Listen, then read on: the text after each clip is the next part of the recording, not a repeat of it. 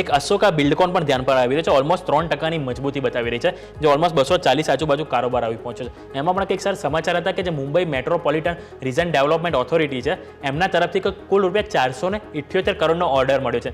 આ સ્પેસિફિક જે elevated road હોય છે એને ડિઝાઇન અને કન્સ્ટ્રક્શન માટે એક એમનો ઓર્ડર મળ્યો છે. એટલે સ્વાભાવિક છે કે આ જે બી આવી રીતે કન્સ્ટ્રક્શન કંપની છે કે આ એક જે સમાચાર મળતા એટલે થોડીક આપણને ઇમ્પેક્ટ જોવા મળતી હોય છે, પરંતુ આપણે એક વખત લોંગ ટર્મ વ્યૂ પણ આપણે જોઈ લઈએ સર ચાર્ટમાં કે કઈ રીતનો લાગી રહ્યો છે લોંગ ટર્મ વ્યૂ, કે એમાં કોઈ અપસાઇડ કેટલા સુધી આપણને જોવા મળી રહી છે અશોકા બિલ્ડકોન.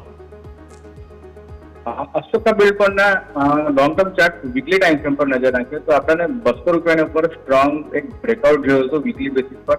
ખરાબ વોલ્યુમ સાથે આપણે અપસાઇડ મોમેન્ટમ જોયું અને આપણે જે કાઉન્ટરની અંદર સ્ટોકની અંદર લાઈફ હાઈ આપણે જોવા મળ્યો હતો 271 રૂપિયાનો.